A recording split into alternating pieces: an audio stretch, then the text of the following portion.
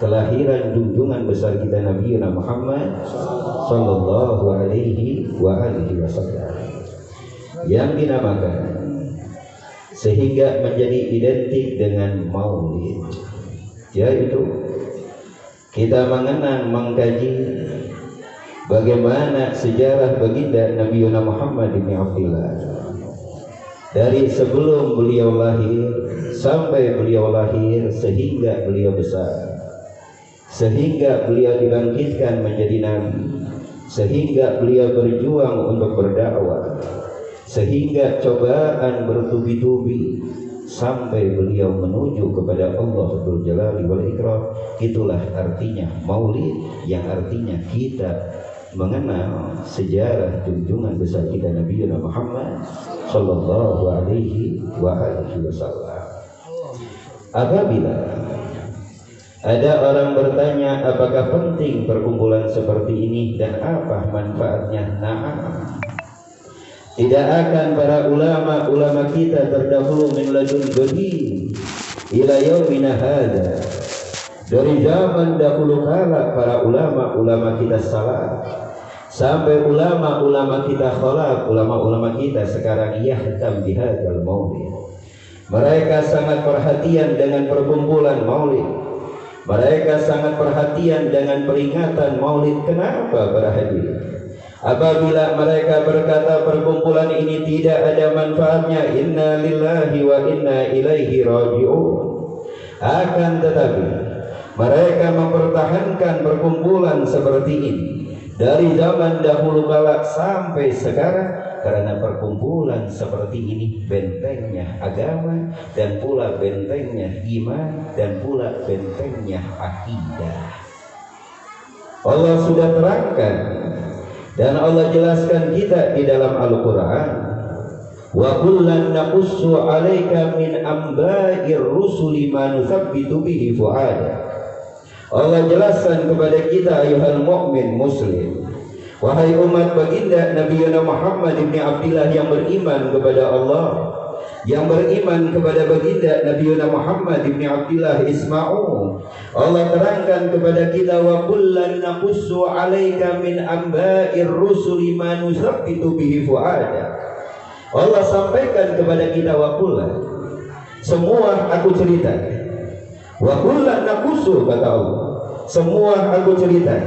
Dari cerita Nabi Allah Adam alaihissalam, lalu Allah ceritakan di dalam Al-Quran Musa alaihissalam, lalu Allah ceritakan di dalam Al-Quran Isa alaihissalam, Nuh, Ibrahim, Musa, dan semua para nabi dan rasul. Wa kullan naqussu alaik, aku telah ceritakan kepada kalian di dalam wahyu yang aku sampaikan melalui malaikat Jibril, lalu disampaikan kepada junjungan besar kita Nabi Muhammad. Kalau kau membaca di dalam Al-Quran, kau akan menemukan bagaimana cerita Adam takala iblis sombong tidak ingin sujud kepada Allah. Kalau kau lihat di dalam Al-Quran, kau akan menemukan bagaimana cerita Musa dengan Firaun.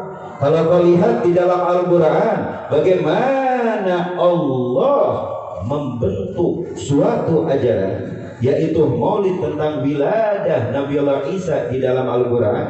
Kalau kau lihat di dalam Al-Quran ada cerita Nabi Allah Ibrahim dengan Namrud, dan semua cerita ini Allah katakan wa kullan naqussu 'alaika, dan semuanya aku ceritakan di dalam wahyu yaitu Al-Quran, cerita para nabi-nabi dan rasul-rasul alaika ya Muhammad, kepada engkau wahai Muhammad. Lalu apa hikmahnya ya Allah? Kau ceritakan semua cerita begitu gamblang, begitu hebat. Apa hikmah daripada cerita tersebut? Untuk dibaca oleh orang-orang yang hidup setelah itu. Kepada engkau aku ceritakan, untuk dibaca oleh kita, dipelajari oleh kita. Untuk apa? Manusabbitu bihi fu'ada, untuk memantapkan iman kita, ayuhal ikhwan. Ingat kata Allah, manusabbitu bihi fu'ada, untuk memantapkan iman kita dan membangkitkan iman kita. Yang artinya, aku ceritakan ini semua wahai Muhammad kepada engkau untuk memantapkan iman engkau wahai Muhammad. Aku ceritakan tragedi-tragedi terdahulu yang terjadi kepada saudara-saudaramu dari kalangan Nabi dan Rasul untuk memantapkan dan menguatkan iman engkau wahai Muhammad. Yang menjadi pertanyaan hadirin, jikalau cerita Adam, Nuh, Ibrahim, Musa dan Idris, cerita para Nabi dan Rasul terdahulu bisa menguatkan hati baginda Nabi Muhammad, yang menjadi pertanyaan wa kaifa bisirati Rasulillah sallallahu alaihi wa alihi wasallam, bagaimana dengan cerita sejarah baginda Nabi Muhammad? Kalau emang cerita Adam, Nuh, Ibrahim bisa memantapkan hati baginda Nabi Muhammad, bagaimana dengan cerita Rasulullah lebih bisa memantapkan iman, Islam dan akidah kita? Maka apa? Kata sahibul maulid Al-Habib Ali bin Muhammad Al-Habsyi, mashi kama majma'il maulid yujallil qurub, dawagat taubatak ya asi idha batatu, dawagat taubatak ya sarid idha batau. Al-Habib Ali bin Muhammad Al-Habsyi, pengarang Sibtud Durar, yang dimana maulid tersebut sudah mendunia, tidak Asia, tidak Barat, semuanya membaca maulid Sibtud Durar. Beliau menggambarkan kepada kita tentang pentingnya perkumpulan maulid. Beliau menggambarkan kepada kita, masyi kama majma'il maulid yujallil qurub, tidak ada perkumpulan di muka bumi ini. Sedangkan bentuk perkumpulan anwa'un wa alwanun, bentuk perkumpulan di muka bumi ini warna-warni, banyak bentuk dan tipenya, tapi demi Allah tidak ada perkumpulan. Apabila engkau mencari perkumpulan dari masyrik sampai maghrib, seperti perkumpulan yang dimana kita berkumpul hadhil lailah ayyuhal ikhwan, malam ini kita berkumpul, yaitu perkumpulan maulid mengenang sejarah junjungan besar kita Nabi Muhammad sallallahu alaihi wasallam. Lalu beliau jelaskan, dan wagat taubatak ya asi idza batatu. Di tempat inilah, di dalam perkumpulan inilah, kata beliau, jika kau ingin tahu bagaimana perkumpulan maulid, wagat taubatak ya asi idza batatu, inilah waktu Anda kembali kepada Allah. Inilah waktu Anda tadarruf kepada Allah. Berapa banyak para guru-guru kita menyampaikan, wa kam min ba'idin tagarrab, berapa banyak orang-orang yang jauh dari Allah, dengan hadir perkumpulan seperti ini dekat kepada Allah. Berapa banyak orang-orang yang ghafil, yang lalai kepada Allah, berkat perkumpulan seperti ini ingat kepada Allah. Karena mereka, para guru-guru kita salafun sholihin terdahulu sampai sekarang, menekankan kepada kita afdalul wasilah wa ahsanul wasilah Sayyidina Muhammad ibn Abdillah sallallahu ala nabiyina Muhammad. Mereka menekankan kepada kita, ayuhal ikhwan, demi Allah, kau cari dari masyrik sampai maghrib, kau tidak akan menemukan manusia seindah Muhammad. Kau cari dari ujung dunia sampai ke ujung dunia, demi Allah, kau tidak akan menemukan manusia seagung Muhammad. Dari sisi mana kau akan menemukan kekurangan pada diri Muhammad? Zahirnya wangi, batinnya wangi, yang keluar dari perutnya wangi. Bahkan sebagian ulama memberi iftah bahwa najasah yang keluar dari perut baginda Nabi Muhammad tahirun bihukmi bitaharati, dihukumkan hukumnya suci. Ayo ikhwan, dari sisi mana kau akan menemukan kekurangan, kejelekan atau kebiasaan baginda Nabi Muhammad yang tidak menjadi kedua contoh untuk kita? Dari sisi mana? Wa huwa kamilul akmal, hanya inilah manusia yang paling sempurna, yang disempurnakan oleh yang maha sempurna, Allah. Shallu ala nabiyina Muhammad.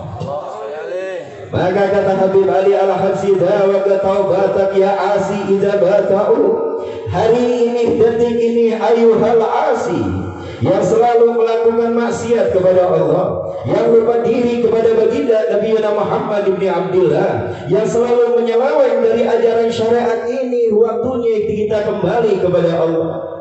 Dawagat taubatak ya sarid idza bata'u, bagi Anda yang selalu lari dari rahmat Allah, bagi Anda yang selalu lari dari anugerah Allah, sekaranglah waktunya kita kembali kepada Allah Dzul Jalali wal Ikram. Maka dari itu, Pertama, bahwa perkumpulan maulid yang diadakan dari Sabang sampai Merauke, dari Asia sampai ke daerah Gharab, yaitu daerah barat, demi Allah manfaatnya sangat luar biasa. Maka para orang-orang dulu, ulama kita terdahulu sampai ulama kita sekarang yahtambi, sangat memperhatikan di dalam mengadakan acara atau peringatan Maulid Baginda Nabi Muhammad. Yang hebatnya ayuhal ikhwan, yang menunjukkan dengan logika fakta yang kita lihat atau dengar dengan mata kepala kita atau telinga yang nempel di kepala kita. Salah satu rahasia kelebihan maulid yang kita lihat sekarang sudah melekat, tidak ada bentuk apapun acara kecuali maulid yang dibaca. Benar apa betul? Mau berangkat haji baca maulid, mau sunatan baca maulid, dapat rumah baru baca maulid, punya anak akikahan baca maulid, mau kawin baca maulid. Cuma satu demi Allah, dari awal saya dakwah sampai sekarang cuma satu yang saya belum pernah dapat undangan. Kalau suami istri cerai undang suruh baca maulid, itu doang berarti. Kalau yang lain banyak baca maulid, mau kawin baca maulid, sunatan baca maulid. Kecuali satu, suami istri cerai gak ada yang selamatan bikin maulid berarti. Ini fakta dan bukti yang kita lihat dengan mata kepala kita, yang selalu kita dengar. Kemana kau akan pergi? Ke daerah Sunda kah? Ke daerah Jawa kah? Ke daerah Betawi kah? Sampai ke pelosok-pelosok yang ada, demi Allah, ya Rabbi sholli ala Muhammad, ya Rabbi sholli alaihi wasallam, berkumandang di mana-mana ayuhal ikhwan. Maka Allah tadi terangkan bahwa manfaat perkumpulan seperti ini bukan biasa dan nilainya tidak ece-ece. Berarti nilainya ghaliyah, sangat mahal.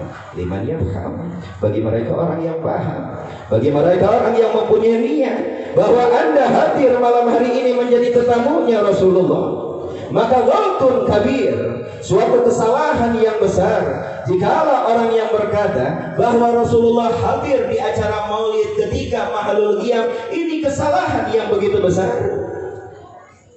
Kenapa kau katakan ketika mahalul qiyam? Sedangkan dari awal membaca ya Rabbi sholli, di situ banyak lantunan assalamu alaika dengan kaful khitab. Bagi mereka yang belajar ibtidaiyah, baru belajar tentang ilmu Arabi di kelas-kelas ibtidah, mereka akan paham apa fungsi kaful khitab tersebut. Fungsinya kita memanggil orang yang dimana orang tersebut hadirun amamana, berada di hadapan mata kita dan di hadapan kita, assalamu alaika ya Rasulullah. Maka para orang berkata bahwa Sayyidina Muhammad hadir di maulid ketika mahalul qiyam ghaltun kabir. Ini suatu kesalahan yang sangat besar dan kesempitan hati untuk memahami apa yang telah dipahami oleh para ulama-ulama kita.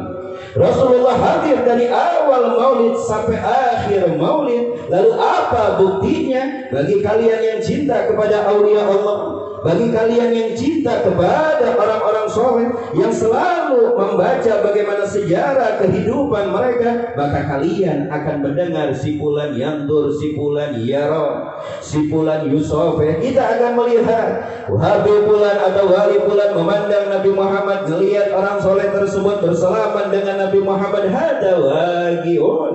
Ini terjadi berhadirin, dan ini faktanya. Bagi Anda yang cinta terhadap orang-orang soleh yang berakidah ahli sunnah wal jamaah, kalau emang akidahnya agak belok-belok, kita tidak bertanggung jawab berhadirin.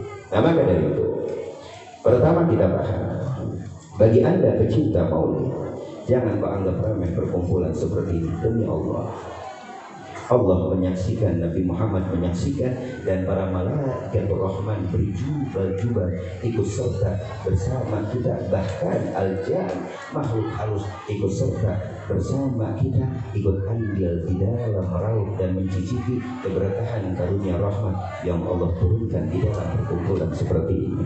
Setelah kita paham bahwa perkumpulan maulid yang dibacakan sejarah baginda Nabi Muhammad bin Abdullah, perkumpulan yang sangat luar biasa, yang mengandung manfaat yang begitu hebat, dan manfaatnya sudah dibuktikan dari Sabang sampai Merauke, dari Asia sampai ke wilayah barat.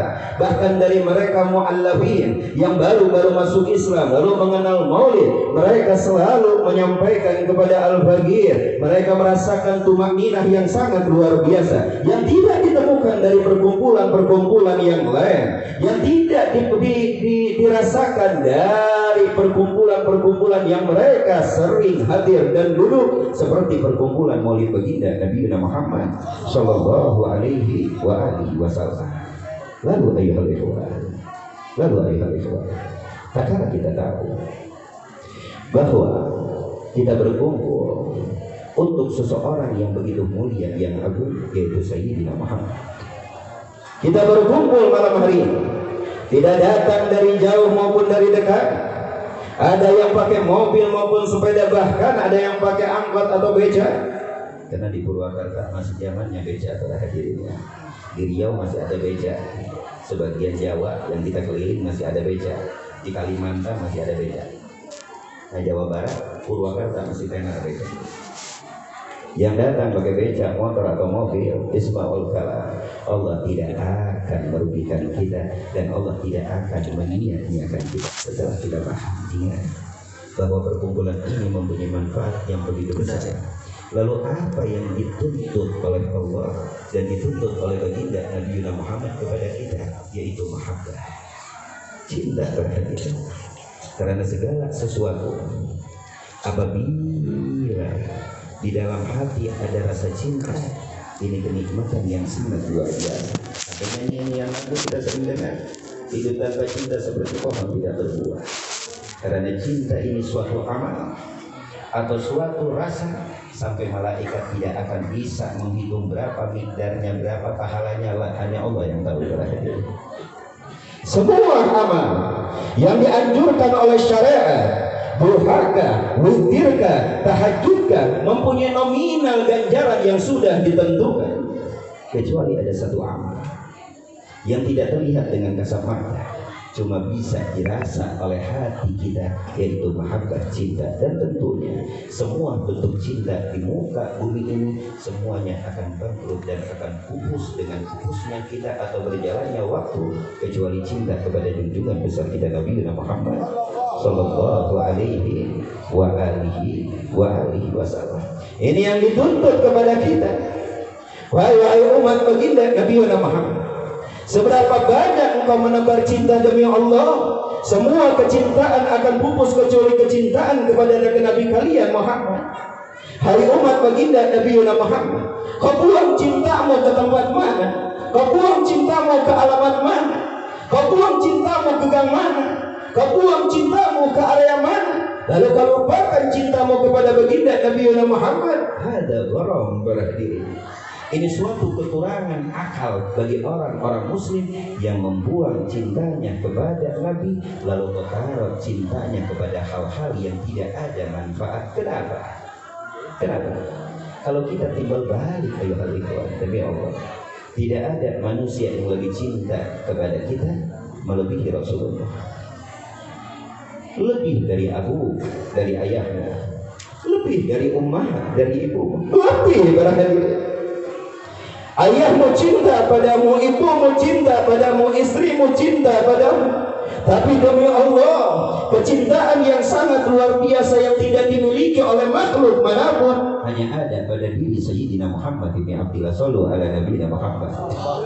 Kecintaan yang sangat luar biasa. Ala tasma Aisyah yang diriwayatkan di dalam hadis sahih, tatkala datang pertengahan malam, Rasulullah raki'an sajidan, beliau rukuk sujud.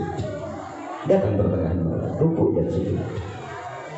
Lalu beliau mengucurkan air mata, mengangkat doa, Allahumma ighfir li Aisyah ma taqaddama min dhanbiha wa ma ta'akhkhar. Ya, ampunkan dosa istriku Aisyah yang sudah lampau atau yang akan datang. Loncat Sayyidatina Aisyah dengan gembira, loncat tersenyum. Kenapa Sayyidatina Aisyah bergembira sehingga loncat yang sangat luar biasa? Kenapa para hadirin? Li'anna du'a ad-da'i Muhammad. Karena doa tersebut dilontarkan yang dimana yang berdoa Sayyidina Muhammad, bagaimana istri tercinta tidak bergembira dan bersukaria.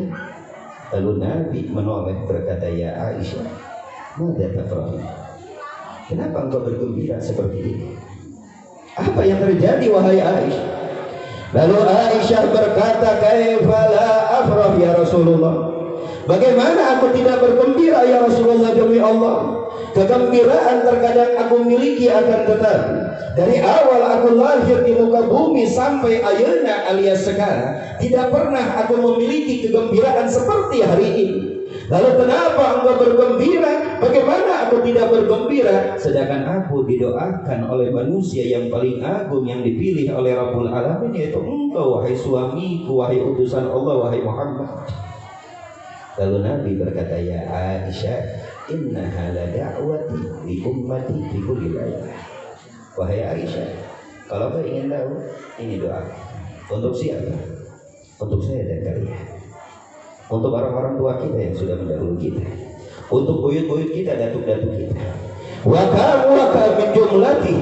Berapa banyak jumlah dari zaman baginda Nabi Muhammad, orang-orang yang beriman kepada Allah dan Rasulnya, ila yaumina hada, sampai zaman kita, dakhilina bihadza doa, masuk di dalam doa baginda Nabi Muhammad. Ya Allah, ampunkan dosa umatku yang sudah lampau atau yang akan datang. Maka ulama berkata, dosa yang sudah lampau wajar, tapi yang akan datang, yang artinya Rasulullah meminta supaya kita umatnya dijaga dari kejeblok atau jatuh ke dosa besar yang bisa membuat iman dan Islam kita luntur di dalam hati dan pula di dalam dada kita. Ayuhal ikhwan, ini contoh. Itulah cinta Rasulullah.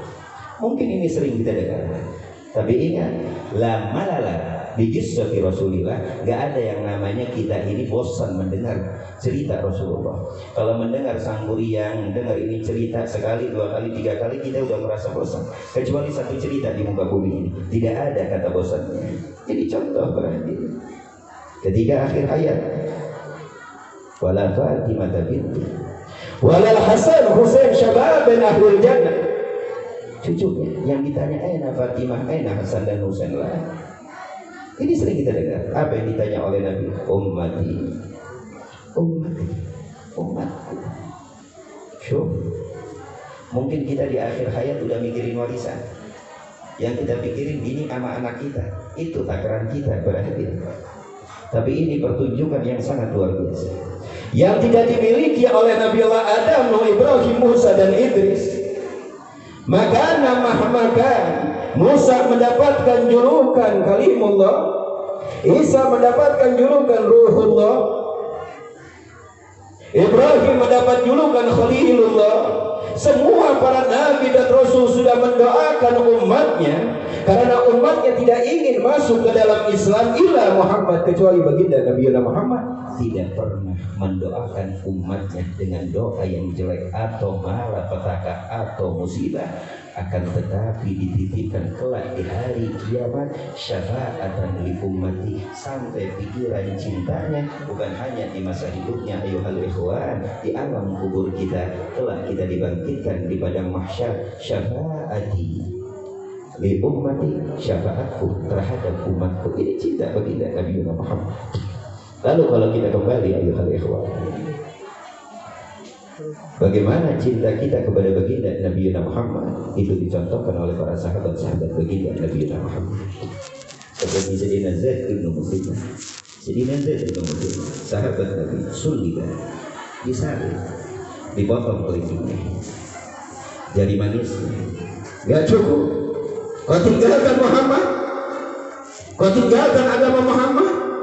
Apakah kau tidak ingin kembali ke rumahmu, kau berkumpul dengan anak dan binimu, kau bergembira, bersukaria, dan sekarang makanmu, tempatmu diganti dengan Muhammad yang terikat di sini? Apakah kau mau? Apa jawaban Ahlul Mahabbah? Demi Allah, saat ini karena cinta butuh pengorbanan, dan jangan kau lupa annal mahabbata tujibu ta'zim bil mahbub. Sesungguhnya cinta wajib ada pengagungan kepada orang yang kau cintai. Kalau cinta tidak ada pengagungan, itu bukan cinta, itu dusta pada hadirin. Tapi cinta kalau ada penghormatan, pengagungan terhadap orang yang kita cintai. Maka dari itu, karena hilangnya pengagungan kita kepada Rasulullah, lunak sunnah-sunnah kita kepada Rasulullah, mana siwakmu, mana sunnah-sunnah baginda Nabi Muhammad, mana pakaian-pakaian Nabi sekarang, mana pemumbar pakaian-pakaian Yahudi. Kau hidup seperti kehidupan Yahudi, kau makan ala Yahudi. Maka lihat apa yang terjadi. Mereka berani menghina Nabi besar kita Muhammad bin Abdullah. Mereka berani merendahkan baginda Nabi Muhammad bin Abdullah. Sebelum kita katakan kepada mereka laknatullah, laknat buat mereka, na'am, tidak ada kata maaf bagi siapapun yang menghina baginda Nabi Muhammad bin Abdullah. Bahkan dikatakan oleh para ulama, kutila, dihalalkan darahnya, mahmakan, disabir, al-suwarin, dengan ucapan, dengan ejekan, atau dengan gambaran karikatur baginda Nabi Muhammad. Ada istihza'un 'azim. Ini penghinaan yang sangat luar biasa. Kenapa itu terjadi? Karena kitanya lalai, kitanya loyo, makan kita seperti makan mereka, cara hidup kita seperti cara mereka, bahkan kita mengidolakan mereka al-kafirin wal musyrikin wal mal'unin indallah, yang dilaknat oleh Allah, tidak pernah sujud, tidak pernah ruku kepada Allah, tapi kalian mengagung-agungkan mereka. Inilah dampak teguran dari Allah. Timbullah manusia-manusia laknat yang dimana mereka berani menunjukkan kepada kita di dalam menghinakan dengan bentuk karikatur, karena mereka sudah memandang bahwa umat baginda Nabi Muhammad lemah. Ini yang terjadi. Lalu apa teguran ini bangkit? Ayo ikhwan, hai umat baginda Nabi Muhammad, tunjukkan kepada mereka bahwa bala tentara Rasulullah tidak akan habis makan sampai datang hari kiamat kelak. Bahwa pecinta baginda Nabi Muhammad tidak akan habis sampai hari kiamat kelak. Tunjukkan kepada mereka, kami umatnya Rasulullah, kami pecintanya Rasulullah. Inilah hidup Rasulullah kami jalankan dengan keluarga kami, kampung-kampung kalian, kota-kota kalian. Pertunjukan yang hebat yang menunjukkan pengagungan terhadap baginda Nabi Muhammad sallallahu alaihi wasallam. Ini teguran buat kita. Tapi kalau kita kembali bagaimana zaman sahabat Allah, mereka menunjukkan kehebatan yang sangat luar biasa. Perang Uhud, perang Badar, tidak ada dari sahabat kecuali 70 depan 70 belakang, tanceban, panah dan pesetan pedang. Ketika Nabi Muhammad masuk ke jurang, dikepung oleh para sahabat supaya tidak ada sedikit atau sesenti kulit Nabi pun yang terkena busur panah atau besetan pedang.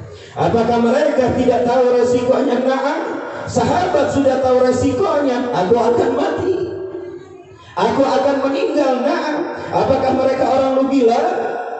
Apapun yang kau korbankan untuk Muhammad, malah wajasa dan waruhan, hartamu, waktumu, jasadmu, ruhmu, jangan sampai kau katakan khusran, suatu kerugian yang sangat besar. La wallah, suatu keberuntungan yang sangat luar biasa. Maka khitab tersebut disampaikan di dalam Maulid Adhiyaul Lame, ainal muhibbun alladhina alaihimu badlun nufus ma'an nafaisihan. Mana para pecinta baginda Nabi Muhammad, buktikan, wujudkan, yang berbadal mengorbankan hartamu, waktu, sampai nyawamu untuk junjungan besar kita Nabi Muhammad sallallahu alaihi wasallam. Setelah kita tahu bahwa manfaat perkumpulan seperti ini sangat luar biasa, dan pula kita tahu bahwa kecintaan baginda Nabi Muhammad sangat luar biasa kepada kita, maka yang dituntut di dalam diri kita, sampai mana cintamu kepada Rasulullah Sallallahu Alaihi Wasallam, dan kecintaan para sahabat terus diwariskan kepada para tabi'in dan para ulama ussalaf terdahulu, sampai di hari-hari kita masih banyak manusia setiap zaman dan waktu tidak akan kosong bumi ini dari orang-orang yang hatinya sudah terbelenggu dengan cinta kepada Sayyidina Muhammad sallallahu alaihi Muhammad. Diwariskan para hadirin. Tabi'in Rabi'atul Adawiyah. Apa berkata ketika ditanya, wahai perempuan yang soleh Rabi'ah, kenapa engkau ribuan rakaat setiap malam? Apa yang beliau jawab? Laisatil jannah asyukur. Bukan surga yang aku nanti, bukan kenikmatan surga, akan tetapi aku melakukan ibadah sebesar ini liufarriha qalban Nabi, untuk menyenangkan hati baginda Nabi Muhammad. Dan kala di akhirat di padang mahsyar, yaumul bitsah, kala dibangkitkan Adam, Nuh wa ummatuhum, sampai kita dan umat baginda Nabi Muhammad, sampai Rasulullah akan menyariku, aina Rabi'ah min ummati, mana Rabi'atul Adawiyah dari umatku. Itu yang diharapkan oleh Rabi'ah, menyenangkan hati Nabi, sehingga dibanggakan oleh Nabi di akhir. Fa inni mubahin bikumul umama yaumil qiyamah. Makanya perbanyak anak, jangan perbanyak istri. Nabi menyampaikan perbanyak anak. Tazawwajul walud fa inni mubahin bikumul umama yaumil qiyamah. Makanya orang-orang yang sengkle banyak memahami hadis tersebut, oh perbanyak istri supaya anak banyak. Ini agak sengkle dikit hadirin ya. Ini memaknai hadis dengan nafsu, inna lillahi wa inna ilaihi raji'un, fa inni mubahin bikumul umama yaumil qiyamah, aku membanggakan umat yang kiamat. Makanya Rabi'atul Adawiyah, masalah itu al-barakah, kecuali untuk menyenangkan hati Nabi. Dan kelak di akhirat, bagaimana Rasulullah bangga dan mencari aina Rabi'ah min ummati, mana Rabi'atul Adawiyah, ingin dibanggakan oleh baginda Nabi Muhammad sallallahu alaihi wasallam. Sayyidina Hasan al-Basri, idza dzukira au dzakara Rasulullah, apabila dia mengucapkan nama Nabi atau ada yang mengucapkan nama Nabi di hadapannya atau di sisinya, khada'a wa khasya wa baka hatta intahatil majlis. Hakada sya'nuhu, begitu keadaannya. Hasan al-Basri, tilmidah li Imam Ali bin Abi Thalib, muridnya Imam Ali.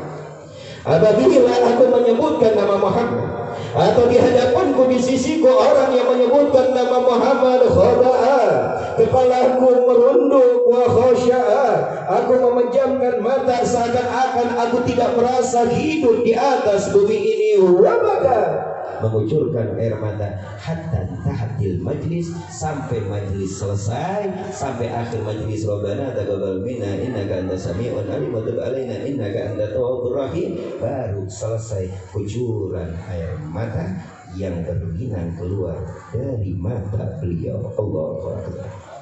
Hakada wa hakada, begitu keadaan mereka ayuhal ikhwan. Maka Abu Ibrahim berkata di dalam kitab Asy-Syifa lil Imam Ghaziyat, wajibun, maka diwajibkan, idza dzakara au dzukira isma Muhammadin ayyakhdha wa yakhsha, maka wajib bagi kita umat apabila mendengar nama Muhammad atau dikumandangkan nama Muhammad, kita wajib khudu, tawadhu, merendah hati, dan wajib kita khusyuk, dan wajib kita menghadirkan baginda Nabi Muhammad sallallahu alaihi wasallam. Imam Ali bin Abi Khalaf, Imam Ali ahlu Hadramaut, ini ulama-ulama kita di kota Hadramaut, dan di mana Purwakarta, alhamdulillah, minal habaib katsir wa minal masyayikh katsir, dari kalangan habaib minal idrus wa minal Atras wal Habsyi, dan pula dari kalangan masyayikhuna min Ali Bajri wa al-Kuhum wa ghairihi, dan yang lain-lain. Kemana marji mereka? Marji mereka ke kota Hadramut. Karena huna ulfa antara habaib dan antara masyayikh mempunyai ikatan yang begitu kuat, pertemanan yang begitu hebat, masyrafnya wahid, pelajarannya wahid, akidahnya wahid, tujuannya wahid. Tidak boleh kau ingkari itu. Perjuangannya wahid, tujuannya wahid, perkumpulannya wahid. Tarbiyah ahli Hadramut, inilah didikan orang-orang yang berada di kota Hadramut, kota Yaman. Mereka orang wahid berhadir, satu tujuan mereka, satu persahabatan, satu perjuangan. Lahum al-ulfah ma bainal habaib wal masyayikh. Mereka mempunyai ikatan yang sangat luar biasa. Yaqra'un al-maulid, yaqra'un at-tahlil. Mereka membaca maulid, mereka membaca tahlil. Mempunyai ikatan persaudaraan yang sangat luar biasa. Karena tempat kita satu, nampan kita satu, tujuan kita satu. Ayuhal habaib, ayuhal masyayikh, yang dimana di kota Purwakarta begitu banyak, sangat luar biasa ahlul arab yang dibanggakan oleh baginda Nabi Muhammad sallallahu alaihi wa alihi wasallam.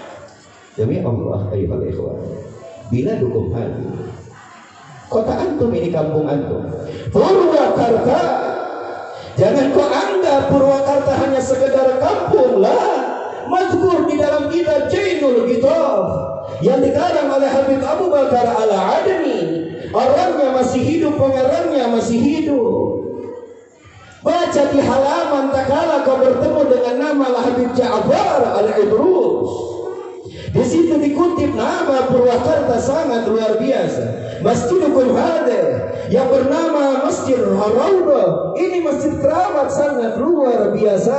Mazkur inda lisani sholihin, terucap berhadir di mulut-mulut orang-orang soleh Purwakarta.